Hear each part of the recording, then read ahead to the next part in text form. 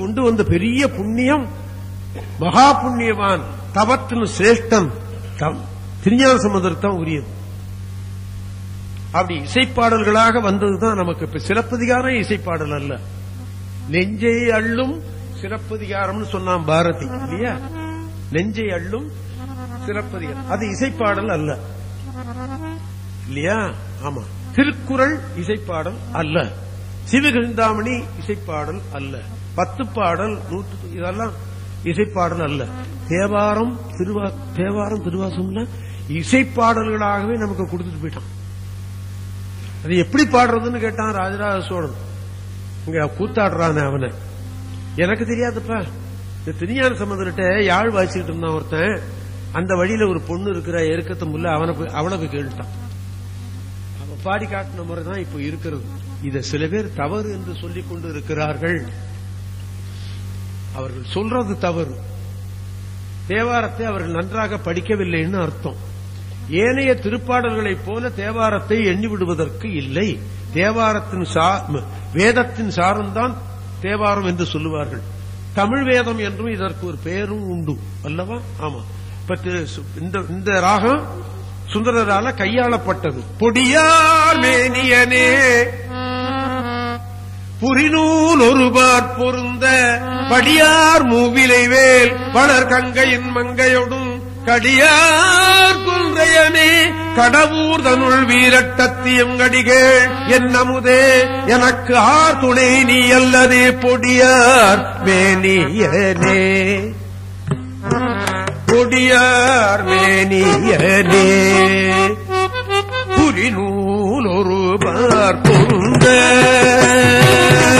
படியார் மூவிலை வேல் வளர் கங்கையில் மங்கையோடும் கடியார் கொந்தையரே கடவுதன் வீரட்டத்தில் கடியார் கொந்தையரே கடவுதனுள் வீரட்டத்தில் அடிகேடல்லமுதே எனக்காருணை நீயலதே அடிகேடல்லமுதே எனக்காருணை நீயலதே பொடியார் மேனியனே நீ பதனி பொடியார் மேனியனே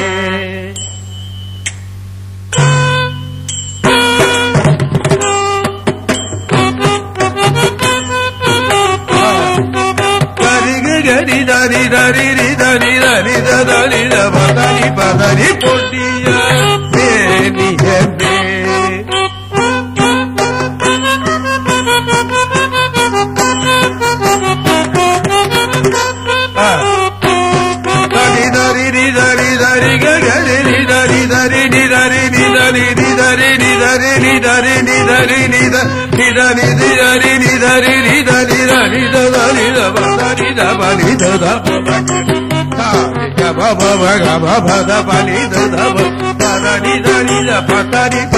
பொட்டியார் மேனியனே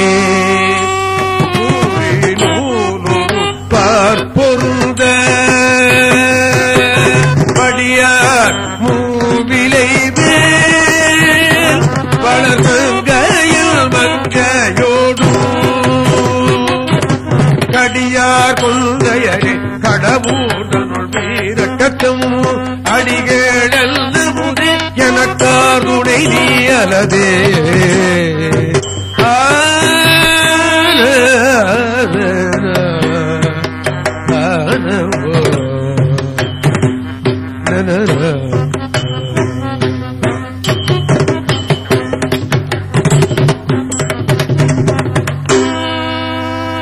எனக்கு ஆர் துணை நீ அல்லதே என்பது இந்த உலகத்து துணையை அவர் சொல்லியிருக்க மாட்டார் என்று நான் நினைக்கிறேன். நமக்கு பெருந்துணையாக வர வேண்டிய நேரம் யமன் வரும்போதுதான் அந்த நேரம் தான் பெருந்துணை தேவை இல்லையா? அதை செய்ய முடிஞ்சவன் சிவன் ஒருவனே. எனக்கு துணை நீதான் என்று அந்த 10 பாட்டிலேயே அப்படியே வருது. 2-3 பாட்டு சொல்லி பார்ப்போமா? முதல் பாட்டு சொல்லிட்டேன். பிறையாரிஞ்சடையாய் பிரமன் தலையிற் பலிகுள் மறையார்வானவனே மறையில் பொருளானவனே கரையார் மிடத்தாய் கடவுர்தனுள் வீரட்டத்தியம் நிறைவா என் அமுதே எனக்கு ஆர் துணை நீ அல்லதே அன்றால் என்னிடற்கு அறம் நால்வர் கல் புரிந்து கொன்றாய் காலனுயிர் கொடுத்தாய் வரையோனுக்கு மான் கன்ற அருங்கரவ கடவுர் திருவீரட்டத்துள் என் தாதை பெருமான் எனக்கு ஆர் துணை நீ அல்லதே போராருங்கரையில் ஒரு போர்த்து பொன்மேனையின் மேல் வாராரும் முலையாள் ஒரு பாகம் அறிந்தவனே காணாரும் விடத்தாய் கடவுர் தனுள் வீரட்டத்தியம் நாராயண் அமுதே எனக்கு ஆர் துணை நீ அல்லதே. 10 பாட்டிலையும் இப்படியே தான் வருது. என்ன அர்த்தம்? நமக்கு பின்னால வர்றவனுக்கு ஒரு தடவை சொன்னா போறாது, 10 தடவை சொல்லி அவன் களிமண் மண்டையில ஏத்தணும்னு அர்த்தம். ஆமா, சில பத்திரத்துல ஒரு கையெழுத்து போட்டா போறாது, 3 கையெழுத்து போடணும் சொல்றான்ல இல்லீங்களா? ஆமா, அப்படி போட்ட போது கூட சாமிநாதனா ராமநாதனா அப்படின்னு சந்தேகம் உண்டு. நான் ஒரு ட்ரஸ்ட் வச்சிருக்கிறேன் கோயிலுக்காக ஏழைகளுக்காக அப்படின்னு ஒரு ட்ரஸ்ட் வச்சிருக்கேன். அதுல நான் பத்திரம் முதற்கொண்டு ரிஜிஸ்டர் பத்திரம் முதற்கொண்டு கொடுத்திருக்கிறேன். 15 வருஷமா அந்த கணக்கு இருக்கு. இப்ப சமீபத்தில் ஒரு எஃப்டி அதை ரெனியூல் பண்ண போனா கம்ப்யூட்டர்ல ராமநாதன் வருது. தர்மபுரம் சாமிநாதன் ட்ரஸ்ட் ராமநாதன் ட்ரஸ்ட் அதுல வருது. இங்க வாங்க சாமி, கம்ப்யூட்டர்ல தர்மபுரம் ராமநாதன் இருக்கு, நீங்க சாமிநாதன் கைத்து போட்டுருக்கீங்களா? பணம் கொடுக்க முடியாது, மேனேஜர்கிட்ட போங்கட்டான். மேனேஜர்கிட்ட போனேன், சார் 15 வருஷமா அந்த கணக்கு இருக்கு சார், ட்ரஸ்ட் இருக்கு, அந்த பத்திரம் நான் அந்த கமிட்டியினுடைய பத்திரம் கொடுத்திருக்கிறேன், எஸ்பி அக்கௌண்ட் மோகொண்டு அப்படி இருக்கு சார் அப்படின்னு சொன்ன உடனே அப்புறம் அந்த பழைய இதெல்லாம் எடுத்து பார்த்துட்டு இல்ல சாமிநாதன் தான் இருக்கு, கம்ப்யூட்டர்ல எப்படி ராமநாதன் வந்தது, தவறி போச்சு. அப்ப பணமும் ஒரு வேளையில் அப்படி தவறினாலும் தவறும் இல்ல, 1000 ரூபாங்கிறது 10,000 ரூபான்னு போட்டாலும் போட்டுருவோம்ல. கம்ப்யூட்டர்ல அப்படி தயா வருதுன்னு சொல்லிட்டான்னா என்ன பண்றது இல்லையா? என்ன பண்றது? தலைவிதி அனுபவிச்சுதான் தீரும். அதனால இந்த களிமண்ணு மண்டைக்கு ஏறணுங்கிறதுக்காக வேண்டிதான் 10 பாட்டிலையும் எனக்கு ஆர் துணை நீ அல்லது எனக்கு ஆர் துணை நீ அல்லதுன்னு சொல்லி இருக்கிறார் சுவாமி அப்படின்னு நான் நினைக்கிறேன். தவறா இருந்தா விட்டுடுங்க. நான் சொல்றதெல்லாம் என்ட்ரன்ஸ் பொருள், நல்லா படிச்சவங்க சொல்றதுன்னா கேட்டுங்க. நான் சொல்ற என்ட்ரன்ஸ் பொருளை நீங்க சரின்னு எண்ணிவிடாதீங்க, கருத்து சரியாத்தான் இருக்கும் இல்லையா? ஆமா. அப்புறம் இப்ப 3 பாடலும் திருக்கடையூர்ல இது சிவனுடைய திருவருளுக்காக சொல்லப்பட்ட பதிகங்கள். அம்பாளை வழிபட்டார் ஒருத்தர், அவர் பேரு அபிராமிப்பட்டர்னு பேர்.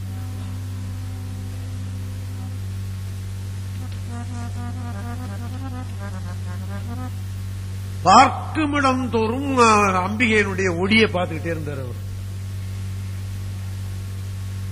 அபிராமி அபிராமி அப்படின்ட்டு போயிட்டே இருப்பார்.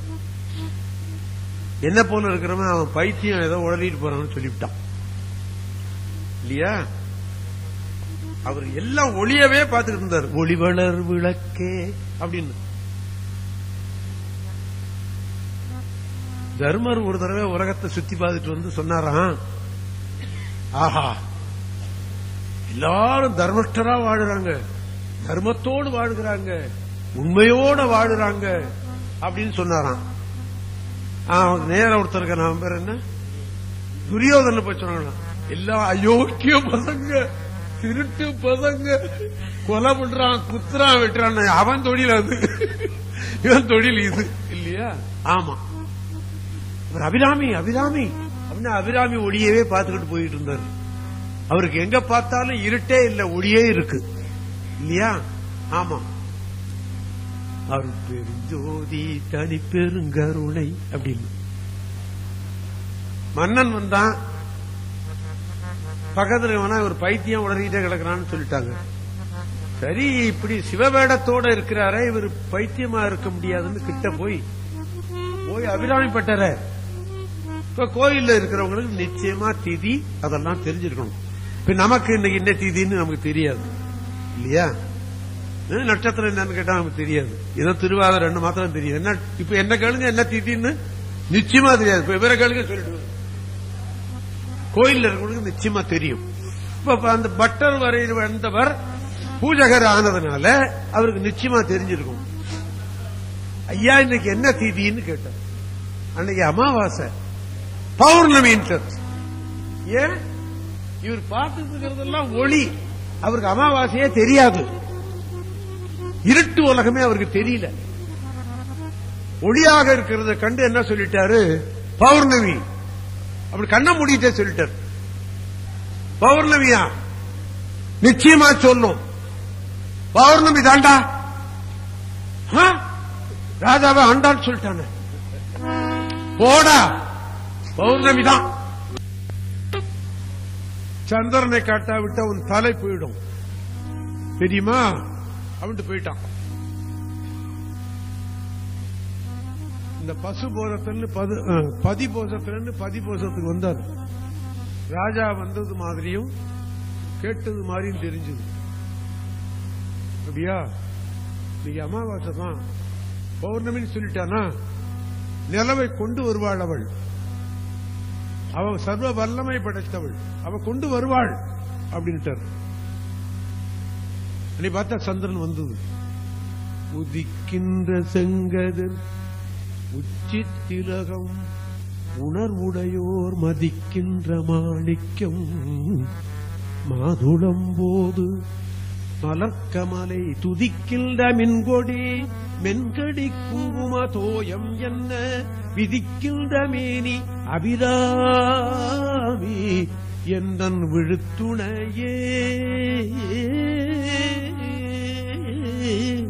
பூத்தவளே புவனும் 14 புத்தவண்ணம் காத்தவளே பின் கறந்தவளே கரைக்கண்டனுக்கு முத்தவளே என்றும் மூவா முகுந்தற்கு இளையவளே மாத்தவளே உன்னையன்றி மற்றோர் தெய்வம் வந்திப்பதே தனம் தரும் கல்வி தரும் ஒரு நாளும் தளர்வறியா மனம் தரும் தெய்வ வடிவும் தரும் நெஞ்சில் வஞ்சமில்லா இருள் தரும் நல்லன எல்லாம் தரும் அன்பர் என்பவர்க்கே கனம் தரும் பூங்குழலாள். இந்த கனம் தரும் பூங்குழலாள்னா என்ன அர்த்தம் அப்படின்னு கேட்டா, கனம்னா கருப்புன்னு அர்த்தம். கருப்பான கூந்தலை அவள் உடையவள் என்று பொருள் இல்லையா? நூல்கள் எல்லாம் சொல்லுகிறது உலகமெல்லாம் ஈன்றவள் அவள் கன்னி பெண்ணே ஒண்ணு வருது இல்ல? சிவஞான போகத்திலேயே ஒரு வருது அப்படி. ஆமா, ஆனால் அவ கன்னி பொண்ணானதுனால கருப்பான தலைமை கனந்தரும் பூங்குழலாள் அபிராமி கடைக்கண்களே விழிக்கே அருளுண்டு அபிராம வல்லிக்கு வேதம் சொல்ல வழிக்கே வழிபட நெஞ்சுண்டு